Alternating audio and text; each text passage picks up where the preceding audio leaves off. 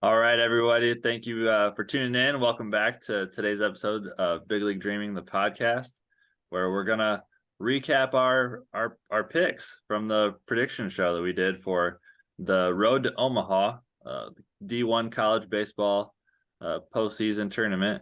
This past weekend was the regional weekend to see who will be advancing to the weekend of super regionals. So we got the whole crew with us today. Of course, we got Dad, Papa Gonzo. How you doing, Dad? I'm doing great. Excited to see the Indiana State team maybe take it to the next level. I mean, you cannot root for them. We also got Ty in the house. How you doing, Ty? Doing great, ready for another prediction show. Thanks everyone who tuned into the last one. We had a lot of fun with it, so we're gonna see who had the best predictions today. And then we got Zane. How's it going, Zane? What's up?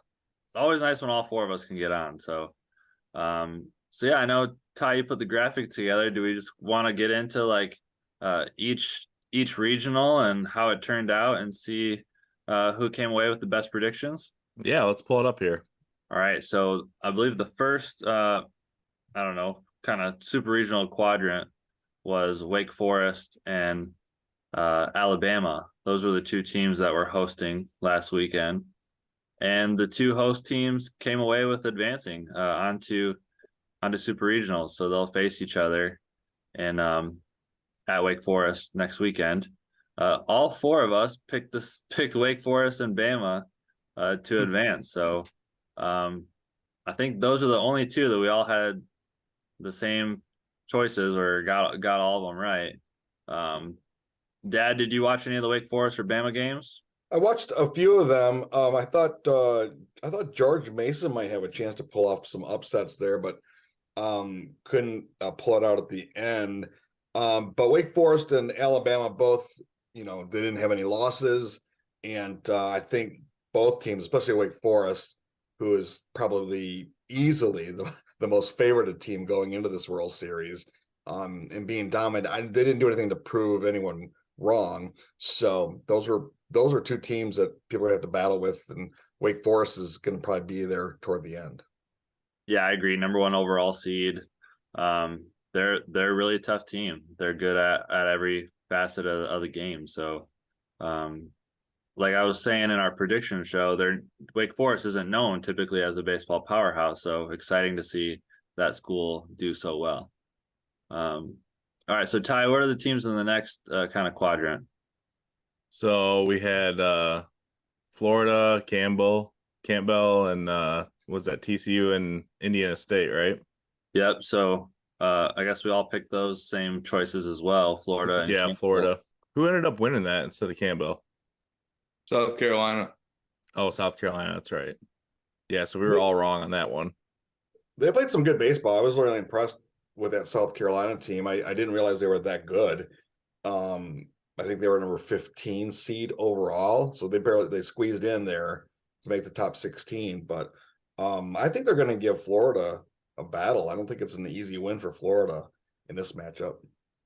Yeah, I agree. The Gamecocks started off really hot, like we were saying last episode, but they fell off at the end of the season, SEC season. I want to say they got swept by Kentucky, and they got swept by another team too at the end. So that's why their seeding dropped so low. And yeah, that's probably a reason why we're all picking Campbell, because of how good of a team they are. But Gamecocks ended up beating Campbell, what was it, 16-7 in that game to advance. So yeah, I know they obviously face each other, Florida and South Carolina and the SEC. So that'll be a fun matchup. Yeah, I was rooting for Campbell quite a bit there, and I looked like even after they got off to a bad start there, it looked like they might battle and come back, but they just didn't have enough juice to keep up with South Carolina. So again, I think that's going to be a good matchup with Florida and South Carolina. I'm looking forward to that series. Zane, you want to go over the next one? Yeah. So the next one, Ty brought it up, was TCU and Indiana State. So Indiana State won their regional. and then TCU came out of the other one, so they're going to play each other. Unfortunately, Indiana State cannot host it, which they would have been the host. But I guess they already had some pre-scheduled events on their campus with Special Olympics of Indiana or something. So now they got to go to TCU. So that'll be really interesting. I think a lot of eyes are going to be on that one. And I think, you can't, like you said, you just can't not root against Indiana State. Like you just got to, everyone's going to be pulling for them. So I think a lot of people are going to tune into it. So it's going to be really interesting to see how they do on the road when they should be hosting. But who knows, those teams that, are counted out pretty much every year and then they go on a run. And then they just have that chip on their shoulder. So I kind of hope Indiana State pulls it off. Yeah, I was kind of I was hoping to read some stories out of Indiana State to see how the team is taking it. I mean, on one hand, you're excited because you should be hosting, right? And then on the other hand, you're not hosting because of a good cause, the Special Olympics, right? So it's like, how do you feel about this, right? You feel bad either way. I don't know. But here's the thing about that though, playing at TCU is gonna be tough, no matter how much we're rooting for Indiana State in that environment there. I don't know if I mean I'm rooting for Indiana State, like you said, Zane, but it's gonna be tough for them to pull this thing off. Yeah, I mean TCU can swing it too, so Mhm. I think it's gonna be tough. I'm gonna be surprised if TCU comes through. Right. I Yeah, was happy to see TCU win because I was the only one to pick TCU out of the four of us. So I needed that one to clear to get me an extra point on the board. So I was pumped up. yeah, it was a good call. Good call. We all had Arkansas. Mm-hmm. Yep. They were ranked 3, weren't they? Yeah, I think so. Yeah, so that was there was a lot of upsets. Yeah. Especially looking at the next bracket, right? Yeah, Clemson. Clemson. We all had Clemson and Auburn. Yeah. I forgot to put a little X on yours, Zane. Clemson. Nice, count it. Yeah. Yeah, we'll count Not that X'd one. out. Yeah, both Clemson and Auburn. Look, we all had them. They all lost. We were all talking about how tough Tennessee was, though. Oh yeah, that's right. It doesn't surprise me too much that they beat Clemson. Unfortunately, it was in Clemson that they beat them. Pretty tough loss for the Tiger fans, but I know also a lot of the D1 baseball people were picking Southern Miss to upset Auburn. It was like 50-50. A lot of people were picking Southern Miss. So obviously everybody knows that Southern Miss is a pretty good school baseball program this year. So not too big of an upset shocker on that one over Auburn as well. Looks like we all had LSU and Kentucky, right? I had Yep. West Virginia. Oh yeah. I think LSU also is a team that everyone expects to be there. I missed if you guys discussed. Well, I think you guys discussed it in the last show, right? With the all the transfer portal players they have. So I think that's out there.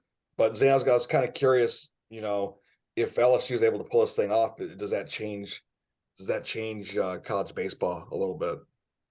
I mean, I think it's already changing with the transfer portal. I think as soon as like that, conference tournaments are done, like as coaches, all you scroll through Twitter and it's just like every single thing you see is a kid posting about I'm in the transfer portal, I'm in the transfer portal. I think who it affects the most is like mid-major schools.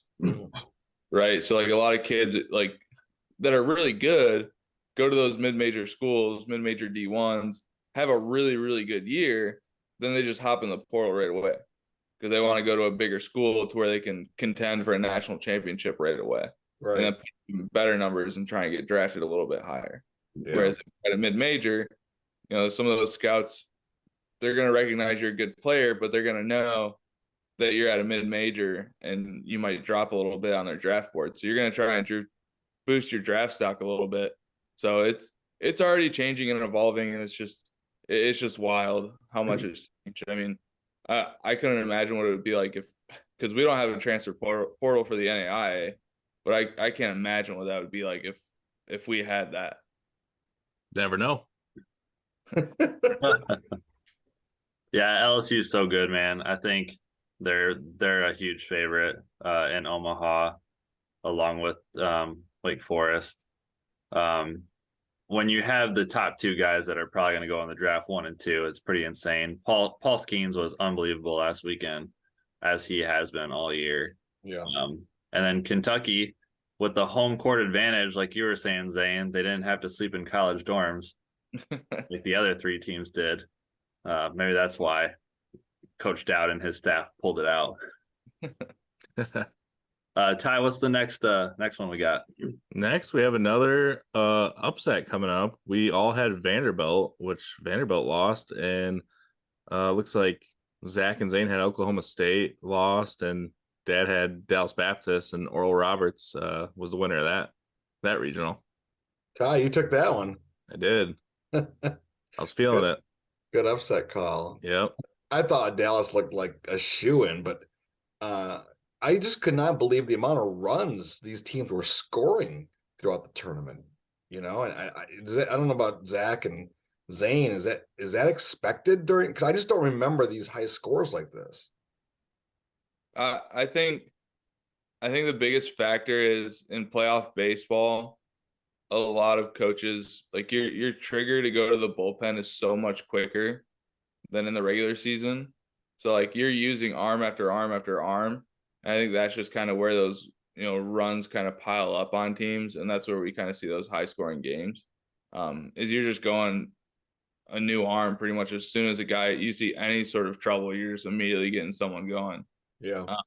So I think that's kind of the reason for a lot of the high scores. But yeah, it was. I threw out there that Xavier would be a tough team in that regional at Vanderbilt, and they made a good run in there, and they almost made it to the super regional. So, but it's just crazy that Vandy lost. But Oregon's a good team. So we'll see what that super is going to look like. One thing that I'll add on that, Zane, as far as the pitching goes, is that's definitely true for these big schools that have a large staff, that have a bunch of arms to go to. But like some of these smaller schools, like for example, that ace pitcher from Lipscomb I was telling you guys about to face Clemson, like they just left him in because they knew that he was their best chance to win that game. If they went to the bullpen, the floodgates would open. They're going to leave Logan in as long as possible. I think he was still pitching in the 7th inning when they took him out, even though he had given up 6, 7, 8 runs. It's like, well, maybe we can slug our way and come back a little bit, because if we do take him out early on, 4th, 5th, then we got no shot. Yeah, good point. We have one more still. We got two more. Two more. Yep. So the next one we had Virginia and Duke coming out. Looks like we all had Duke. Zane and Dad, you guys had Virginia. Me and Zach had East Carolina. So almost perfect in that. Mm-hmm. Yeah, Duke's a really good team. Mm-hmm. I think they're kind of built off the experience they've had the last few years of making it to regionals and fighting for super spots. I can't remember if they've been in a super in the last couple of years, but it's going to be a good matchup between Duke and UVA. I would love to see Duke go to Omaha. I think that'd be awesome for that program. I agree. I was really bummed to see Coastal lose, especially when they had that huge comeback win on Sunday to force a, if necessary, game on Monday. And then I don't know if they just ran out of pitching or what, but Duke absolutely crushed them on Monday to advance. I thought ECU would put up a better fight, but Virginia's a really good program. Yeah, I think, like you said, Zane, I think Duke has kind of like got a little underdog mentality there going into. I think they'll get to Omaha because I just like the way they're playing right now. I wouldn't be surprised if they actually surprise some people in Omaha. All right, then the last one, we had the Stanford regional, and then the Texas one. Let's see, who was hosting the Texas regional? It wasn't Texas because it was the first time. It wasn't Texas. Yeah, it wasn't Miami, or was it Miami? Miami? It was Coral Gables. Yeah, was that Coral Gables? Yeah, it was Miami. It was Miami. They had the weather delayed twos, right? Always weather delays in Miami. Yeah. Yeah. Yeah, I thought Miami would be able to pull this out. Obviously, I think I'm the only one that said Miami. But because they're home. But Texas looked pretty good. I mean, I think they got a good chance too. Yeah, Zane, you were pulling for the Texas and Texas A&M rivalry there. Yeah, I was really hoping for that. That would have been awesome for college baseball. Just have Texas A&M with Omaha on the line. I feel like that would have been absolutely incredible to just see just the atmosphere of that. But Stanford's really good. Stanford's been in Omaha before recently. So they got some really good experienced guys. I wouldn't be surprised to see them go back to Omaha. But Texas is really good. You know, they got a lot of guys that can do pretty dynamic, you know, in the field, and they got really good pitching as well. So I don't know. That one's gonna be a tough one to call for who goes to Omaha there. Who's hosting it? Stanford, I would think. Stanford, yeah. Yeah, I remember it was Miami now because I was saying that Miami had a tough draw to face Texas and Louisiana in their regional. Yeah. I think it'll be interesting this next round because it's different, right? So this is best of 3. You're not playing the round robin. And I think from what I remember is that, and Zane, you probably maybe you know this, the pitch as a pitching coach, it changes a little bit, right? Where in the super regional, you're going to take your ace going against the other team's ace game 1. I mean, you can't afford to hold. I think so. What happens in this best of when they play that, you know, a round robin, when they're playing everybody, some teams might hold up a pitcher or two for a matchup, you know, from the starters. But in this best of 3, you're going head to head. Yeah, I think you won't really see anyone kind of throw off on that first game. You're going to see everyone run out their best right away because you want to take that first game. That first game is huge. Right. Because if you win that first one, you got 2 chances to go to Omaha. Right. But if you drop that first one, you're on the ropes.